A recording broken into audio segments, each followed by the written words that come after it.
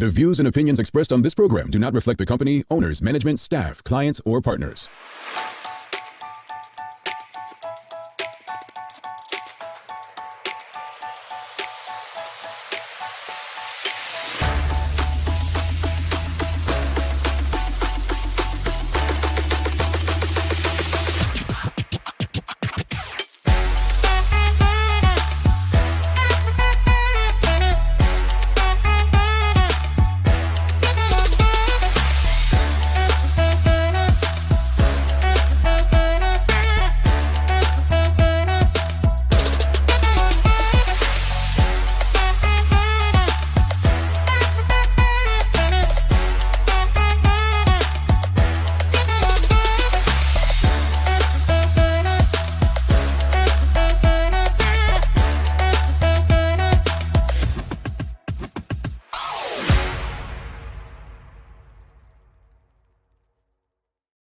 It's Tuesday, the second day of April 2024. Welcome to Bermuda's Daily Talk Show. It's the Daily Hour brought to you by the BAC Group of Companies, Medical House Lindos, and People's Pharmacy. I'm Jamel Hartman, and Maya Palacio will be with us in a bit to bring you the latest in her news break brought to you by People's Pharmacy. How's everyone doing? It's Tuesday. Did we work off those hot cross buns and fish cakes on Monday? Did it work out? No. Did anyone have any luck? No. Okay, never mind. Well, hey, I didn't have any hot cross buns or fish cakes, so I don't really have any work to do. So, but look, I do have a joke of the day for you all. I do have a joke. Does anybody want a joke of the day? Do you like? Because there's a rumor going around that my jokes are not good and I'm not funny, but I have a joke for you guys. Maya, let's see if Maya could come in for this joke. Maya, can you please join me for this joke, please? I've got a no, Farah, trust me. This one good. This one. Greetings, MP. How are you? Good morning. Oh, okay. That's how she's doing. Well, okay. Well, first off, before we get into today's show, I saw something that was making the rounds on Bermuda Twitter yesterday. And I saw it in the Royal Gazette, and I was just like, nah, is this April Fool's? Like, it was April Fool's Day yesterday, but it was so unbelievable, Maya, that I'm sure you even cracked a smile. You know, I know you're hard to make laugh. Well, for me, but there's this story in the Royal Gazette, and Teo had broken a story a couple weeks ago. It was about a gentleman stuck in Bermuda. He was part of a band, and he's basically said that he's been in Bermuda for about a year, and that's because, you know, they ask you, are you traveling with more than $10,000 in cash? You have to declare and say yes. Apparently, this gentleman did not do so. Well, he's been on a campaign to basically, you know, tell people that he is being in Bermuda held against his will. But it's a serious story. Anything before the courts is serious, right? So they were actually remanded, Thaddeus Ramsey and his co-defendant Merrill Boyd, they were remanded in custody yesterday by the judge. And one of the things that stood out, and I laughed at the time, and now I'm just like, I don't think it's funny. I think it's one of, and I don't want to prejudice them, but I don't know what kind of parties or events you get invited to, Maya. Okay. I don't get invited too much, as you know, like ain't nobody like me like that. But I've never been invited someplace where you get an opportunity to win $18,000 from a fish sandwich competition. I'm trying to figure out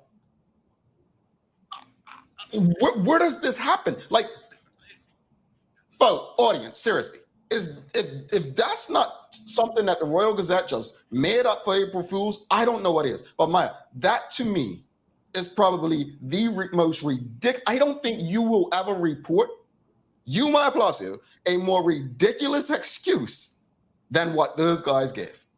Now, keep in mind, I don't get invited many places, so they could be telling the truth. They can be telling the truth. They could be telling the truth. But that to me is the joke of the century. not the joke of the day. You $18,000 for a fish sandwich competition? I must have, when I read that, yeah. When I read that, I think I probably just had to lay the phone down for a second. And luckily my cousin's here, we just looked at each other.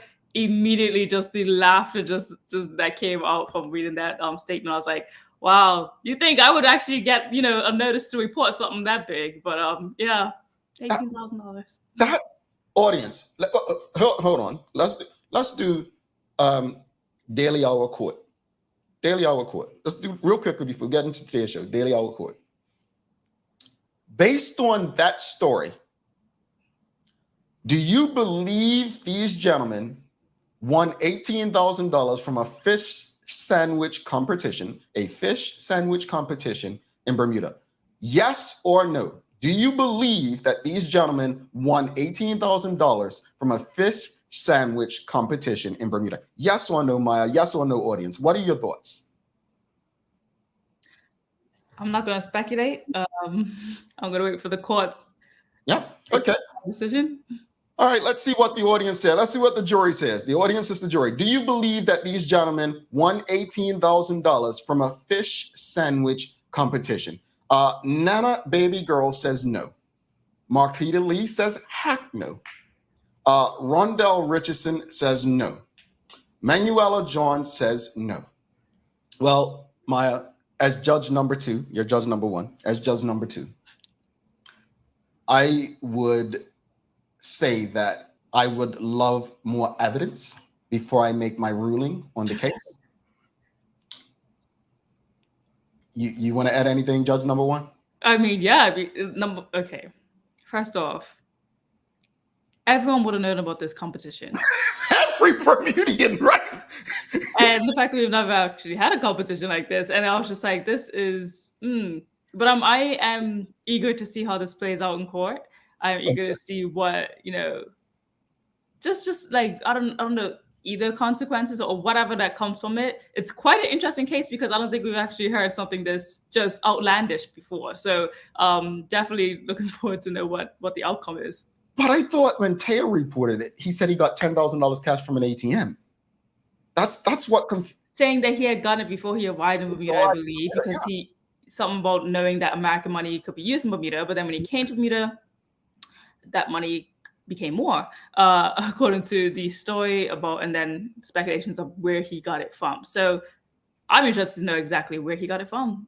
Maybe they'll figure that out. Alrighty, so we'll go back to that's not the conversation with this morning, but thank you so much, Maya. It wasn't necessarily a joke, folks. It was just an unbelievable never story. See you next week, Maya. All right. So Rosaldo Severin says no, but I want to know where from, just in case. I want to see something. Me too. No, so the audience doesn't believe him. David Michael R. Wilson says definitely an April Fool's. I honestly had to make sure it was still on the Royal Gazette this morning to make sure it was not an April Fool's story. Suzanne Ingham says no. Farrah Palacio says in Bermuda, no. Everyone would have been there for that. This is it, right? Angeline Butler makes a great point. Yes, if in the USA, Black people hustle.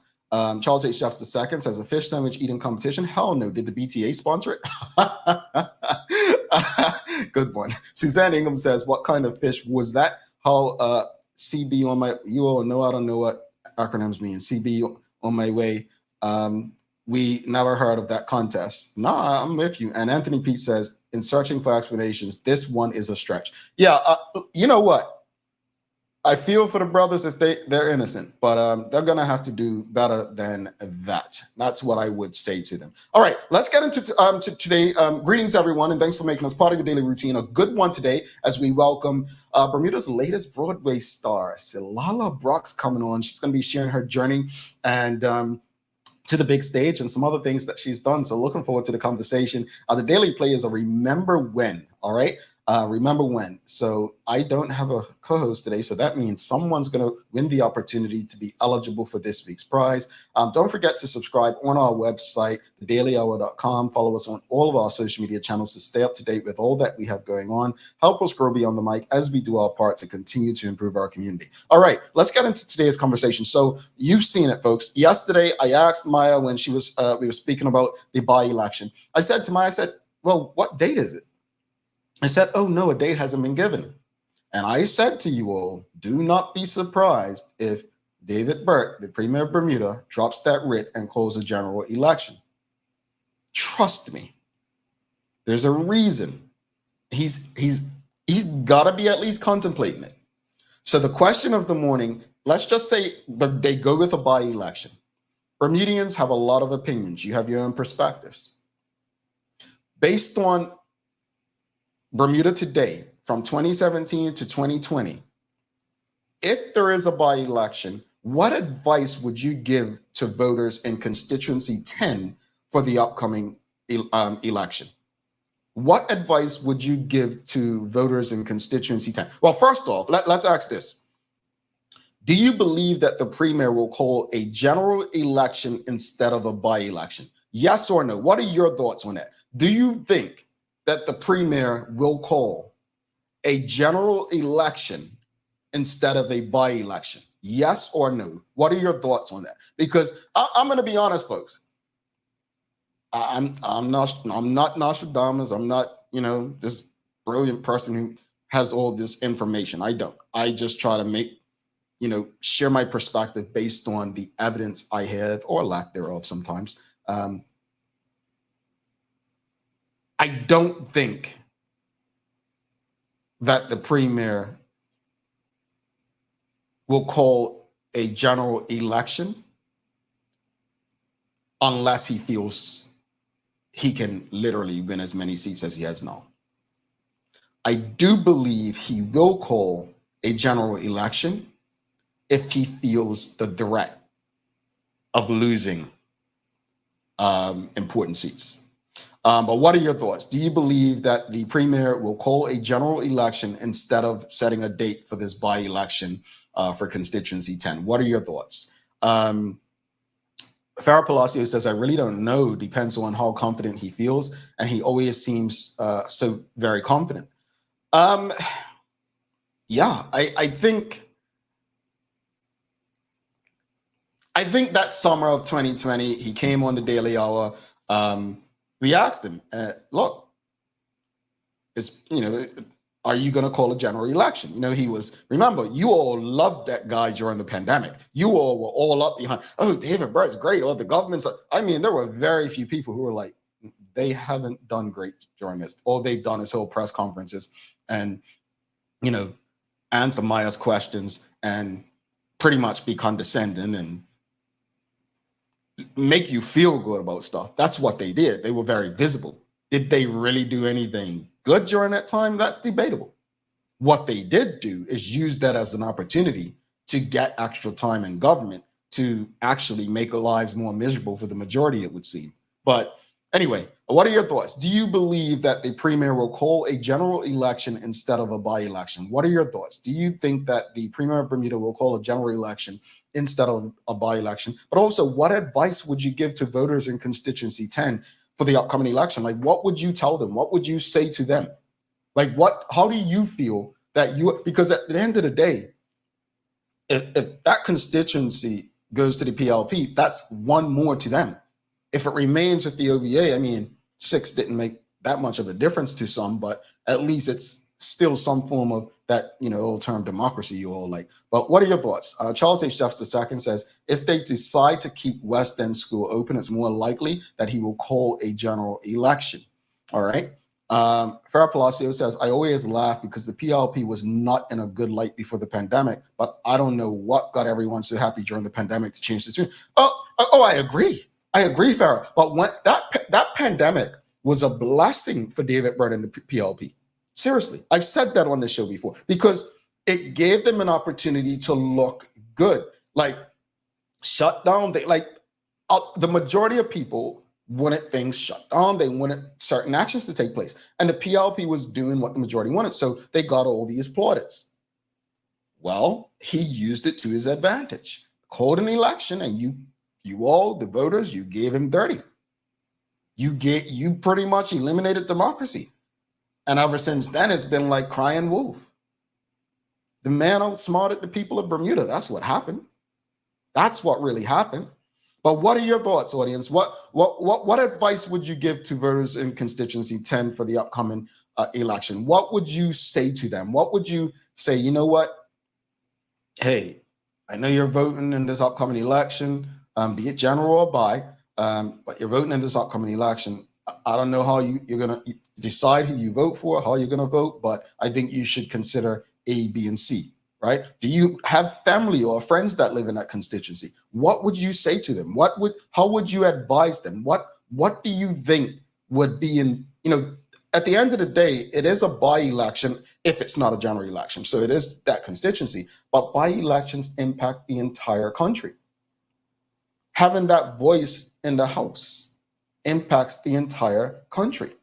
Farah Palacio says, that sounds pretty spot on. Charles H. Jeffers, where he said about the West End school. Well, I often said, remember I kept saying that the PLP is very strategic in how they operate. They're going to hold off on a lot of things. And then when it's around election time, they're going to act like they listen to the people. It's like clockwork.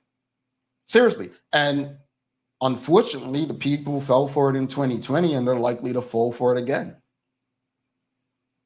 That's the unfortunate, sad thing. Michael Daniels says, Mr. King has big shoes to fill. Indeed. Farah Palacio says, I'm always hopeful that people open their eyes and see the games. He'll call it if his supporters keep making their noise and hyping them up. But I don't know if they'll win. People are really unhappy.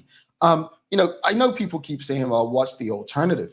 I remember Larry Marshall Sr. when we were fighting to end conscription, and, people would always say, what's the alternative? And he was very, straightforward in his response. The alternative is freedom. What was people, when it came to ending the slave trade in the United States, it was often said that, slave owners would say, well, what's the alternative? Like our economies would collapse and whatnot, which is why they got these great payoffs. And the alternative was freedom for people, right? That's the alternative, doing the right thing. So when talking about what's the alternative to the PLP, honestly, the alternative is freedom from what the country and the people have been through. That's the alternative. Rick Olson says, good time for the PLP to call an election with the OBA not fully prepared and many unanswered questions about Marco Warren's death and other scandals. Well, speaking of which, what makes you think the OBA or any other political party is not prepared, Rick Olson? I'd like to hear that. Like, what makes you think that anyone's not prepared? Because they're not as, what makes you think the PLP is prepared? A prepared government will call an election any day of the week, right? So if they were prepared, David Brett would have called it. I don't know. What does prepared look and feel like? Charles H. Jeffers II says they could lose at least 2 seats in Somerset if an election was called now, or if they close West End. Regardless, the voter turnout will be low island-wide. That's unfortunate. Mark Arthur C. Phillips says, Mr. Hartman, do you feel calling a general election as a cost-saving measure instead of having a by-election and then a general election? Well, here's what's interesting, you asking that, Mr. Phillips, since we're on formal terms. I think I'm actually surprised that no one in the Bermuda Progressive Labour Party has accused Michael Dunkley and the OBA of selfishness and wasting money, which is why I said to Maya yesterday, this might mean a general election is going to be called, because usually the PLP would talk about, oh, well, they're wasting money having to have a by-election. Eyes open, folks. Rick Olson says, OBA needs all candidates announced and must step up canvassing. How do we know that they don't have people in those constituencies where they may not have been announced publicly, though? I don't know. I'm just saying, how do we not know that? Like, again, it's possible that once an election is called, Charles mentioned low voter turnout, right? And you have those people who they don't want to vote PLP, but they want to spoil their ballot, right? who's to say that these folks are not just going to vote the other way simply because they don't want the PLP? You know, the old term, Rick, is, you know, in some constituencies, a rock would win for certain parties. I think there are people in those spaces now. I mean, I've said it before and I'll say it again. I think David Burt is the worst premier in my lifetime. Absolute worst. Like, if you can tell me right now today who was a worse premier than David Burt in my lifetime, I'd challenge you on that. And please don't say Craig Kennener, because you all didn't even give that man a chance to govern. Didn't even give him a chance to govern and chased him out. Tell me something he did that was worse than David Burt. And don't give me that private jet nonsense.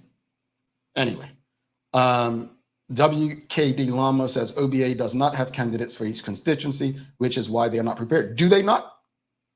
How many candidates do they have? I don't know. How many candidates do they have? If they had candidates, they should have been canvassing all this time.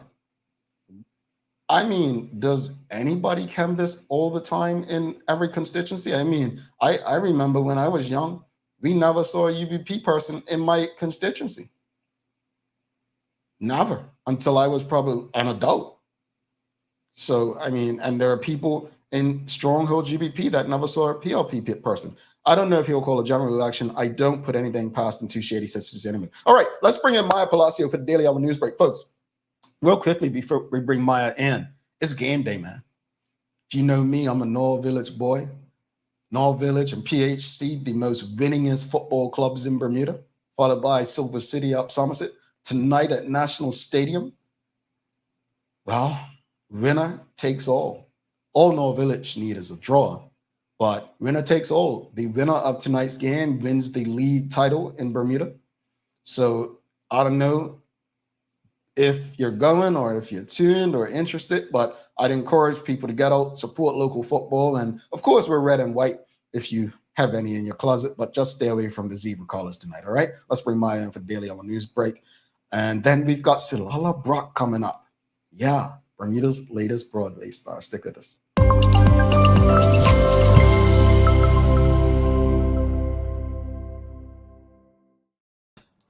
Good morning, good morning. Greetings, MP. How are you? I'm feeling good this morning. Good conversations.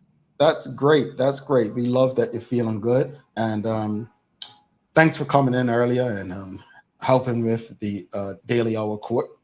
I think it's been a mistrial, so we'll have to revisit it in sometime down the road. The Daily Hour Court. Is this going to be a regular occurrence? You know what, Maya? Let me get on one of those judge wigs, and we could find something to, you know, give our ruling on.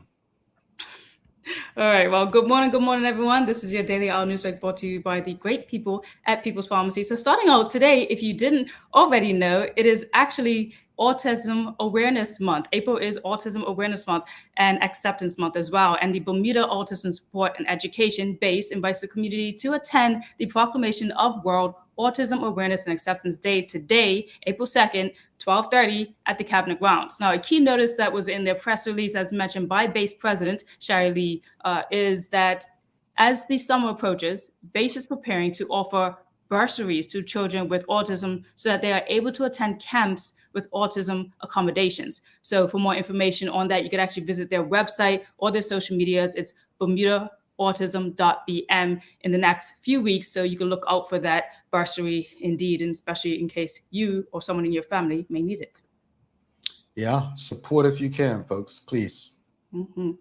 And now Minister Burt is showing us progress and setting dates for projects. Now, this has to do with those ongoing pavements in the roads and us just needing that to be done and moving it forward. I think it's been a large topic as we talk about here on the show and also just in general, as you can find on social media. So still a large undertaking, but Minister Burt recently said that the recent roadworks, including the ongoing paving projects near the Henry VIII restaurant, will extend to the entrance of Fairmont Southampton, and we are satisfied with the completed paving of Watford Bridge. Now, for those of you who are watching it right now, if you can say if you traveled on in that area, have you seen a difference? Have you felt any impact from it? Here's a video showing from the minister just like how the pavements look right now and what they explained about what they want to do. So he said, quote, "These two projects demonstrate our consistent effort to fix our infrastructure. Additionally, the ministry remains dedicated to ongoing pothole repairs by addressing areas in need of prompt safety and satisfaction. So we expect weather to be more conducive," he says, "as the weeks and months progress. And with this, the community can expect an acceleration in the roadwork maintenance." So the next project that they actually have to do is South Road on Collectors Hill Junction. That's what they said. That's horrible down there. Indeed, it is really bad roads. And as we saw before on the show, like when they tried to just pot it over, literally the next day, it was, again, a mess. But if you are down in Southampton, if you've, drove across that newly paved roads, let us know in the comments. Is it better? Do you find a difference? Like, are you happy with it? Are you satisfied with the government's work? Let us know. All right. So other than that, bringing in some art news, as we have an artist coming to talk to us today in her craft. But the winner of the Shaman Prize, if it wasn't mentioned on the show, but here it is, the 11th Shaman Prize has been announced, with Shaman Prize Best in Show going to A Colorful Neighbor by Nashawn Hollis, who won the prize money of $10,000 as well. So congratulations to Hollis there for his depiction, his painting of actually his sister is in that image. And for each of the 4 judge criteria, 4 artists were awarded a prize of $2,500. And here's just 1 or 2 other images of some of the artists who were actually at the Shaman Prize and their art as well. So you can see it here and right there as well. So really great depictions of Bermuda culture, everything there. But yes, it was Mr. Hollis who took that grand prize. I'm gonna be honest, man. That picture didn't look like a painting. That looked like actual photograph. Wow. It's actually quite alarming when they're able to do that. It's really good work. Wow. Well, okay. And I guess that's a good actually transition for anyone who knows, again, primary, middle school, or high school students. If you are interested in these competitions, there's still the Mirrors program's 8th annual and digital competition, which is now accepting submissions, and they also must be submitted to Massachusetts Museum no later than 5 p.m. on Friday, June the 21st. Now, yes, that's a long ways away, but when you think about preparation to actually starting your art, completing it, the vision, you want to get ahead of that and get on board. So to all the artists out there who know someone young in primary, middle, and high school, get them to sign up for this and take their first leaps into art competitions. They may one day win the Shaman Prize. Okay. And then closing out with a little bit more arts today, there is the 59th annual school art exhibition that is now on display at the Bermuda Society of Arts. Now, this is an ongoing thing for many of the people that love to go and view the students' artwork that they do throughout the years. And basically, the art exhibition is a unique initiative by the Department of Education, provides a platform for students from public school and private school to showcase their artwork. And I know, as many people know on the show, my mother is a primary school teacher, and it's a lot of work getting this art up. It's a lot of work displaying it, and the children put a lot of heart into it. So if you're able to go by and actually check out the exhibition, it's between March 29th to April 11th at the Bermuda Society of Arts in City Hall. And administration is free, so you can go ahead and just check out the art Monday to Friday, 10 a.m. to 4, or Saturday, 10 to 2 as well. So check it out. Beautiful. Check that out. And happy belated to Maya's mom. Her and Sandra had a birthday yesterday. Brilliant people. Yeah. I don't know Maya's mom, but I'm just saying.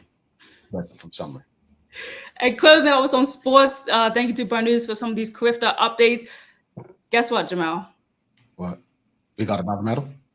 Not just another medal, but our Carifta swimmers, our Bermuda athletes have racked up 14 medals. 14 medals. You heard the sound, right? You heard the... We heard the song. So here's a look at just like where they racked up in terms of like who got what medals and what and how many from each and every athlete. But just for a little more background into that, Madeline Moore considered her fine form and claiming her 2nd gold medal. So she's well on her way to doing just amazing work there. So 2 gold medals now for Madeline Moore as she cleaned up. And also with the girls 18 and over, Logan Watson Brown grabbed gold in the 100 backstroke in that division as well. And also she claimed silver too in the next day in the previous. And there's just a lot of other people. So Elijah Daly won silver for the backstroke and bronze. And you got Rory Shepard, who won 2 bronze medals for the under 12 to boys 50 backstroke. It's just a lot of names here. We got so many athletes that did amazing work. Again, this is them. This is their stats up on the screen there. So congratulations to all the athletes, Adriana Argent, Catherine Wooden, Marley Hughes, and Connor Hopman as well for his outstanding performance too, claiming 3 medals for Bermuda, 1 gold and 2 silver. That's what's up, man. Love it, love it, love it. Congratulations, and let's keep going. Yeah, definitely. And closing up with our weather for today, it's looking like some sunny breaks. It's not that bad at all. Maybe a couple of sprinkles, they say, and some slightly stronger winds, but we got some sun and a high of 71. All right, thank you so much for that, MP. So days of the year, we've got Children's Picture Book Day, Don't Walk Your Dog Day, as you mentioned, World Autism Awareness Day. Oh, you're gonna like this one, Maya.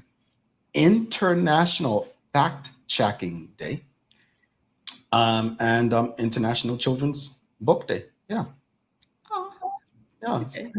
What's SAMM Day of Action? SAM Day of Action. Let's see. Sexual Assault Awareness Month. Okay.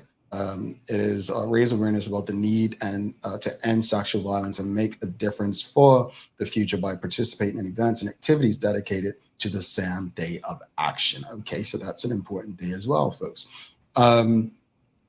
Just check fact checking. Interesting.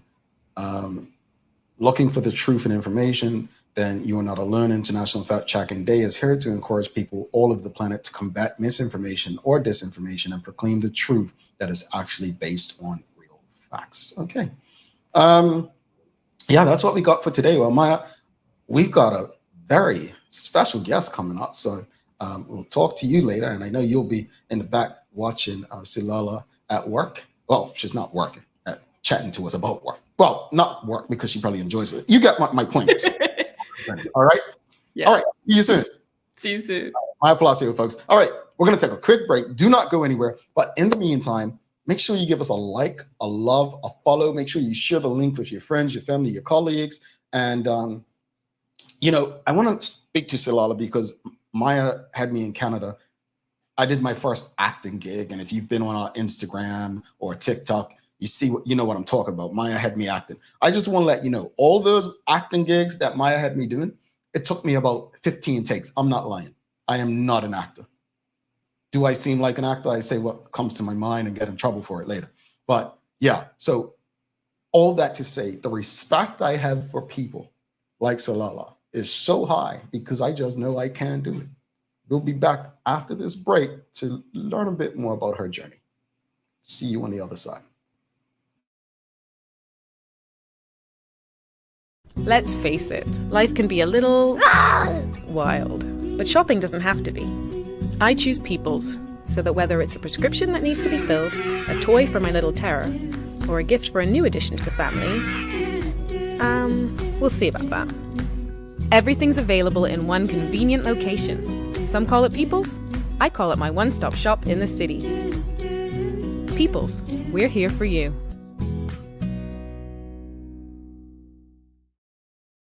Welcome to the new bulk store, Lindo's Next Level.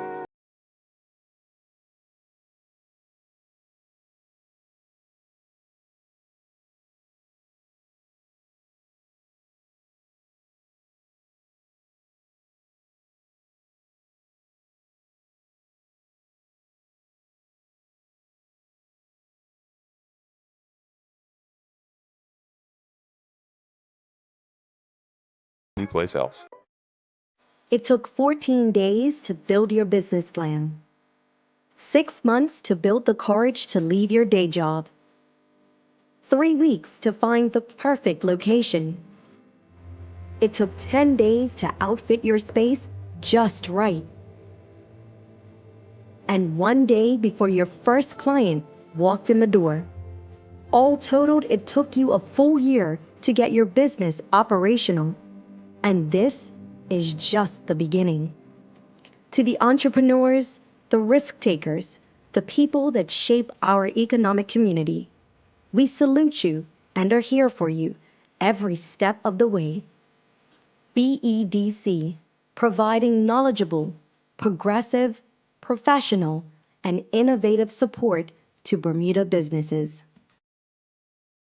All righty, welcome back to the big show. I'm Jamal Hartman. It's the Daily Hour brought to you by the BAC Group of Companies, Medical House, Lindo's, and People's Pharmacy. Do not forget to subscribe on our website. Follow us on all of our social media channels to stay up to date with all that we have going on. Help us grow beyond the mic as we do our part to continue to improve our community. without further ado, let's bring in our guest for the day. We've got Tsilala Brock. She's an actress. She's got something special coming up on Broadway. Let's give her a warm TVH welcome.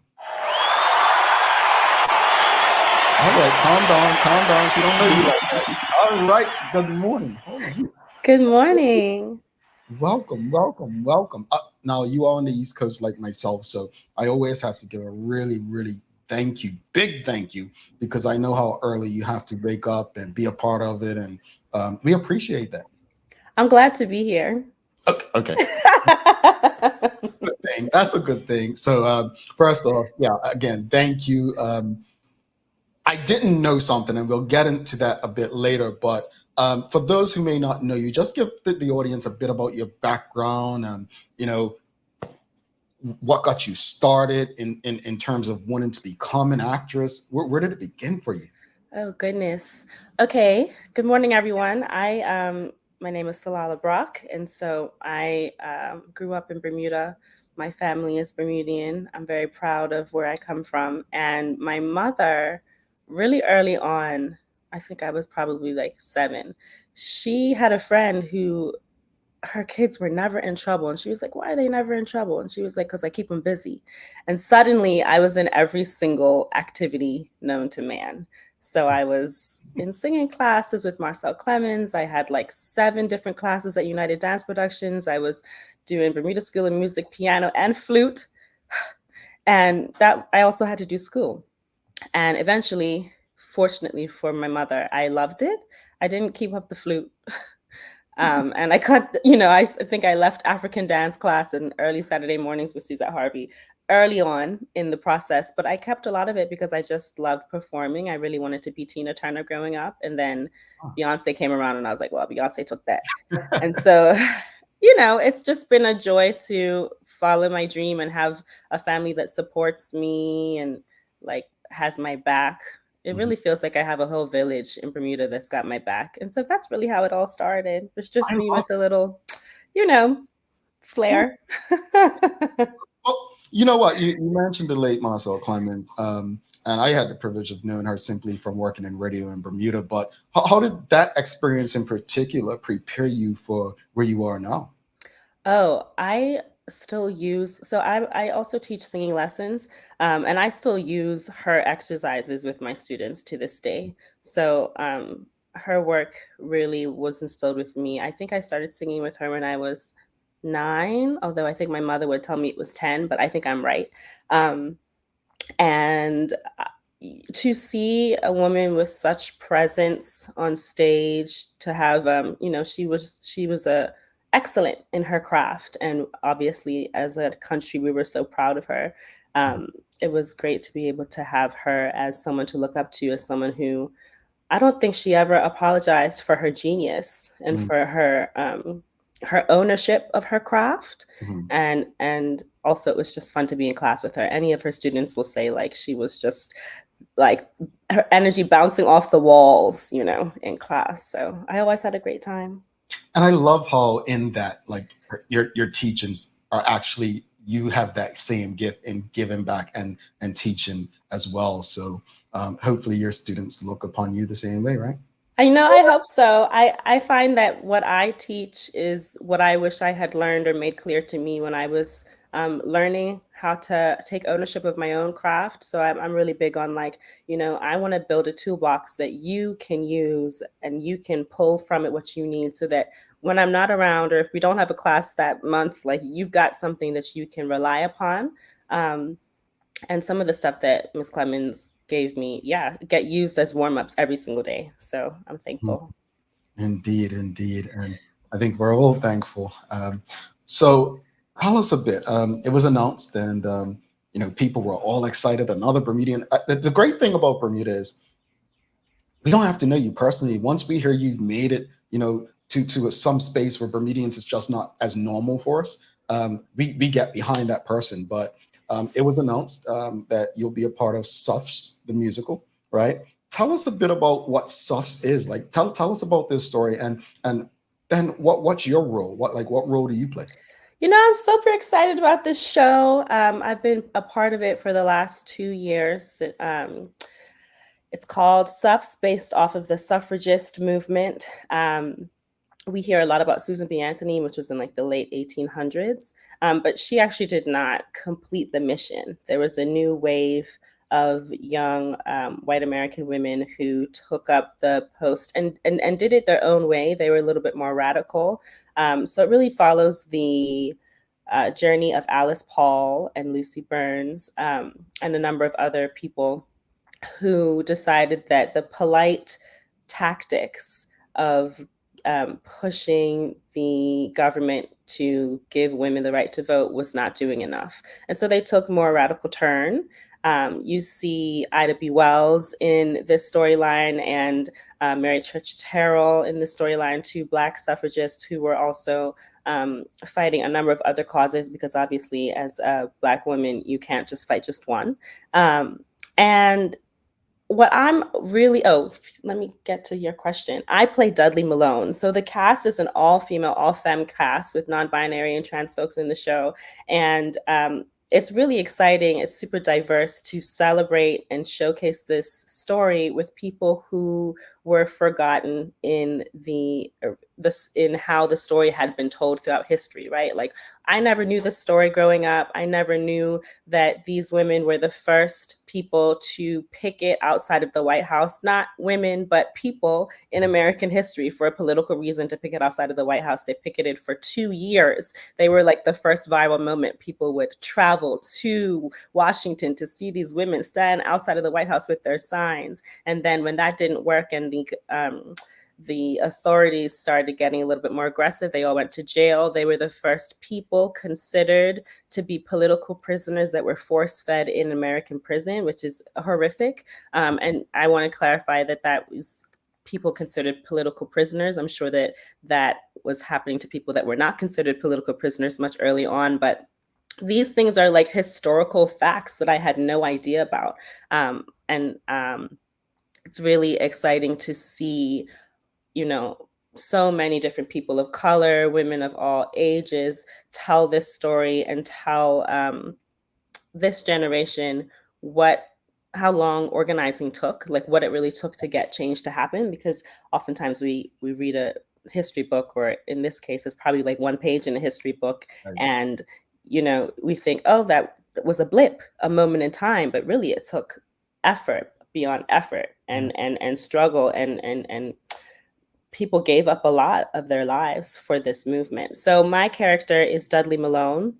He was the chief of staff to Woodrow Wilson. President was Woodrow Wilson, who is known to be a racist, who is known to be really charming, has a lot of facade, but never really listened to people, because he had his own ideas of what he wanted for his government. And my character, what I love about him is that he goes from really being a career politician that's just ready to take one for the team and do whatever the president wants, to taking a look at himself and becoming self-aware and realizing he doesn't like what he sees, and then changing his mind. And then I sing a song in the show, a solo, that's his resignation letter, and that is verbatim what his resignation was. So he publicly resigned from office. He published it in, I believe, the New York Times, and then he left and became the lawyer for the Suffs. He then fell in love with one of the Suffs, and then I get like the romance arc of the show, which is really exciting. So you get to see this like earnest, good guy change his mind and become a better ancestor for our generation. And yeah, I'm really excited to play the part. He's cool. I get we're all excited. This is a Broadway play. It's entertainment. But the lessons in it, like what you just explained, audience, like, are you feeling this? Like the lessons in it, it's hard to get people to read these long books, which is why history is so many times condensed into such like a one page, as you said. But the opportunity to learn through entertainment is just something that I think is incredible. And that said, like, how does it make you feel as a Bermudian to be a part of something, not just Broadway, but a project like this? I mean, it's better than the dream I had when I was 9, to be in a show that feels so purposeful. Like, point blank, I sometimes you just got to cry to let out. That's how you process. And I was like, in my head the other day, like, wow, I'm getting to do some work and become. The other thing about my dream that I didn't really realize would happen was, oh, I want to be an actor. I want to be a storyteller. But now the specificity is I want to be a reliable actor. I want to be consistent. I have to do this 8 times a week, and then to put on top of that at the end of the show, the final number is called Keep Marching. And the Shayna who wrote it and also stars in it, she talks about how this final number is all of the people in the movement. You see Ida B. Wells, you see Dudley, you see Alice Paul, you see all these people as ancestors looking to the audience as the next generation. And some of the words are like, wait, I have to sing it. Keep marching. You will rarely agree with whoever's in charge, but keep marching. Like it takes such a long time, but you have to keep on marching, keep on finding a way to sustain yourself, to keep going. And to be able to say that to the audience, I go out, you have to leave through the stage door and it's very exciting. We have to sign autographs with people that I don't know. And, they say that they're so inspired. They say that they like feel alive and invigorated. And that's like so exciting to see. So I mean, it's really has been better than the dream. Nice. And for the audience, if you have any questions or comments for Tsilala, please send them through. It starts April 18th, but you can come see the show now. We're in what we call previews. So every night other than Mondays, we are performing the show. And then in the daytime, we're rehearsing to make changes depending on what the director and the team sees is not landing with the audience or needs to be switched. So sometimes that might mean like, oh, we change a line here or there. We make the joke a little sharper. But sometimes it means we change entire choreo. like sometimes the whole number kind of switches to be more effective. So every day I have rehearsal from 12:30 to 4:30, and then I do the show at night from now until April 18th. And then it'll be open and frozen, and it won't change, hopefully forevermore. All right. So, usually when we have Bermudians who are doing incredible things on, I always say, look, I can't wait to get my tickets to go and support, which I just did last month, going and supporting Connor Smith and a coach and GM of his Rhode Island team. So I'm looking forward to getting my tickets, purchasing my tickets to come and watch a Bermudian in action in this show. So we'll have to check those ticket prices, audience. But audience, you know what we do. Let us know when the TDH community is going to get out there. Real quickly before we move on, there's some heavy hitters that are producing this, huh? Yeah, we've got some big people. And I know that we love to start with the big names, but I actually want to start with the 2 OG producers, Rachel Sussman and Jill Furman. They are like blazing the way for us and have really been taking care of us. Rachel is one of the youngest producers on Broadway, which is so impressive to see what she's doing. I mean, she's my age. And then Jill Furman, she also produced Hamilton. Like these people have a success rate of finding quality work that can last the length of time, test the time. But then on top of that, we have 2 named producers. We have Malala, Nobel Peace Rights activist, and we have Hillary Clinton. So, both of them have shown up as producers to support us in this process. Malala came to a lunch with us like last week. Hillary Clinton was at our Sits Pro, which is where we sing for the first time with the orchestra and sing through the whole show. So it's been exciting. Like they're right in the middle of this supporting the show. Wow, nice. This is amazing. This is amazing. Well, let's shift gears a bit because a couple weeks ago we had Miss Florence Maxwell on. And we were talking about many things, but mostly the book Girl Cut. And you voiced the audiobook for that. What was that experience like? And it's almost like when you think of what she spoke about with Girl Cut and you spoke about what this Broadway show is about, there's some similarities, right? Totally. Yeah, that was an incredibly humbling experience. It was a very easy yes when Aunt Florence asked me to do this. She now makes me call her Aunt Florence. Aunt Florence is I want to say like, when there are like legends that in your mind, they live very stoically in one place. Like she's a historical figure in Bermuda, and she's a living ancestor. That's what I feel. And the work that the progressive group did, and the work that she did as a librarian, when I would walk around, you know, and be passing by on my way to and from the ferry, like Florence is a testament to what's great about Bermuda. So it was an easy yes. And then it was hard. I had a studio set up in my closet in my bedroom here in New York. And I had to make sure I was getting all of the stuff sounding right, and making sure that obviously also, like, I have a Bermudian accent, but I live in New York. So making sure that I was sticking true to what 1960s Bermudian accent sounded like, as, to the best of my abilities. And then learning through this young adult book some real true history about the progressive group and what they did. It was really empowering. Yeah, Cool. indeed. What an experience. Audience, again, if you have any questions or comments for Tsilala, please send them through. Risotto Severin, she says, love to see Bermudian artists who embody talent and skill. Congratulations to you. And we've got some more congratulations from Suzanne Ingham. Speaking of that, what advice would you give to young people or anyone, any Bermudian aspiring to follow a similar path to yours? You know what? I just realized this. I was talking to one of my castmates. This Broadway feels like this big door. It's like massive with glitter. And then you walk through it and you realize that it's the same as what was on the other side. It's just got a name and probably some more money. So tech is a little bit easier. So I would say to anyone that knows a truth about themselves, like for me, I knew that I'd be a storyteller. I knew I'd be a performer since I was 7. I was on the Learn-A-Lots, at 9. And even that audition, my mom was like, if you get the Learn-A-Lots, if you make it. And I was like, when I make it, I'm about to be a Learn-A-Lot. Like I knew it right away, right? If you have a truth about yourself as an artist, just work on your craft. Keep focused and trust time. The biggest thing that I've learned that has changed my perspective of time is the freedom in failure. Success always looks or is sold to us as some like uphill climb on some ladder that's so hard to reach, when really I've learned that success is an inward staircase where you trip, you fail, you learn, you get back up.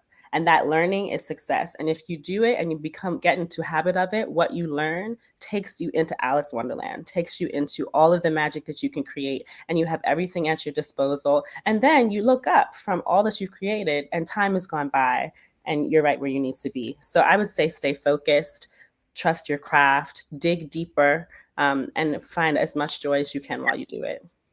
Indeed. Thank you so much. And Tsilala, before you go, just remind people of when the show starts, where they can get tickets, if you know. Yes. Okay. So suffsthemusical.com. I'm quite sure that's the website. Otherwise, just look up Suffs on Google. It starts April 18th. It is fingers crossed an open-ended run, but I think a great time to come would be between Bermuda Day and Cut Match. Get your little trip in while it's nice and hot, and come see the other shows. New York is bustling with shows right now. There's so much to see. So come support us and come support the Christopher Brothers are in Sweeney, which closes soon, but see if you can get in before they go. The Bermudians that are out here working, we have a little WhatsApp group called The Onions and the Apple, and it's incredible to be supported by people that you don't have to do a lot of explaining, because we grew up with the same kind of upbringing and the same kind of love for the arts. So please come see the show. April 18th we open. I will be there. If you let me know, I can't say this for everyone or every day, but if you let me know, I can get you on the list to take you backstage so you can take a picture on the stage and say you made it to a Broadway stage. And I'd love to have you. It's always great to have Bermuda come and support. This is a huge dream of mine, and I feel so proud to share it with everyone. And this is only the beginning. Only the beginning, and we will be there to support you. I guarantee that this audience, we support. Rosalind Famous has very inspirational words about success. Thank you. Karen Simmons says, congratulations, Tsilala. I had no idea that when I met you at Horseshoe Bay in February, the star I was meeting. I love it. Tsilala, thank you so much. And, on behalf of everyone that's part of this show, wish you nothing but success and look forward to supporting your success and your journey. Please don't be a stranger. If you've got anything going on, we're going to celebrate you even if you're not available. But if you are, we love to have you back after it starts and just speak about the experience before that live audience. But thank you and good luck. Have a wonderful day. Thank you so much. Shout out to the Daily Hour. You all are doing great work. Thank you. Thank you. Tsilala Brock, folks, and more congratulations. Rondell Richardson says, awesome job. Congratulations. Charles H. F. II says, the onions in the apple. I love that. I did hear about that group. I'm not going to tell you which actors told me. G. Everhart says, congrats, Tsilala. So proud of you. Awesome, says Shamila Gonzalez. And I'm so very proud of my niece. Folks, if you haven't already, make sure you give us a love, a like, whatever platform you're tuned in on. And make sure you subscribe to our channel if you're on YouTube. We're going to take our final break. Thanks again to Tsilala. We're going to take our final break. Come back after this. Someone's going to be eligible for this week's prize because we're going to do our daily play and we'll wrap it up. Stick with us. Considering the increasing challenges faced by financial institutions exasperated by market volatility, the need for insurance protection is a critical component of the risk management framework. At Friesenbrook, our priority is to safeguard your assets with the most optimal and cost-effective risk management cover. Therefore, we deliver a full suite of competitive insurance products to protect your business. Call us on 296-3600 to learn more about our broking services. Hi there, welcome to Medical House. We're located at number 6 Bakery Lane. I can't wait to show you all of the great stuff that we carry. Come on inside, let's see. Long days, long shifts, you no longer have to endure comfortable underwear. Designed by nurses, we now offer premium undergarments by Swoop that are unique, fun, comfortable, and functional.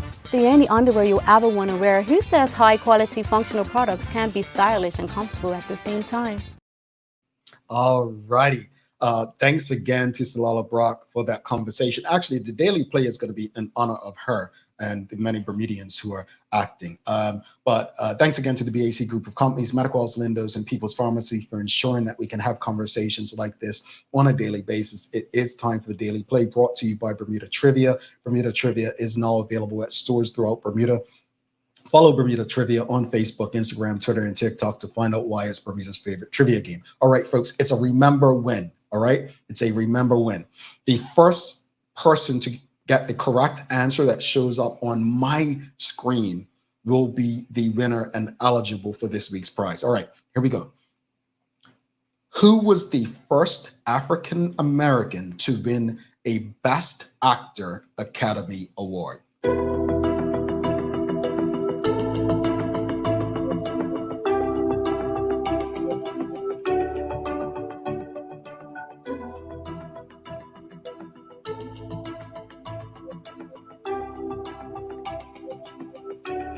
Wow, no one's got it yet? No one's got this? You all are Googling. You're Googling. You are Googling. Okay, woo, Stacey Ann Brown got it. It was Sidney Poitier. So congratulations to you. I thought you all would have been jumping at that. Seriously, I thought you all had that. Wasn't he Bahamian? Didn't he come?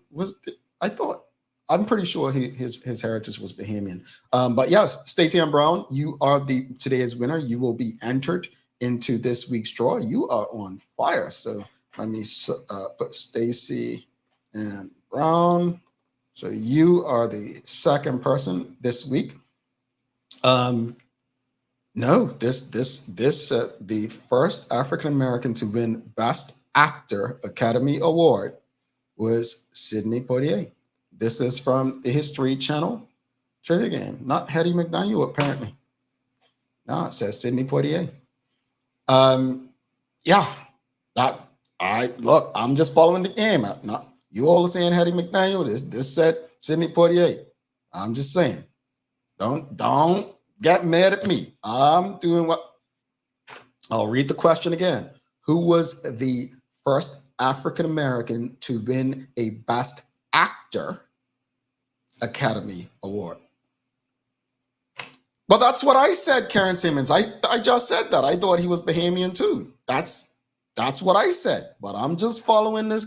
I'm just following the History Channel.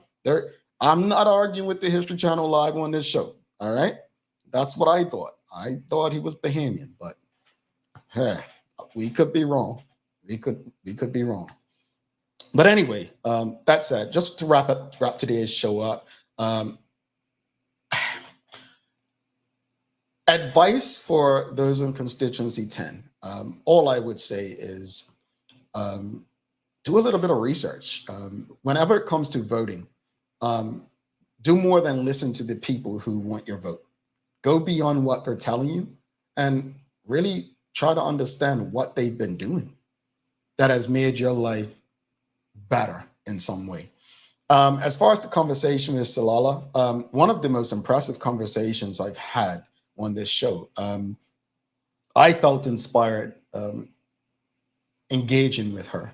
And it didn't feel like just words because she's living the words that she's speaking. And so I hope that people are encouraged by her journey.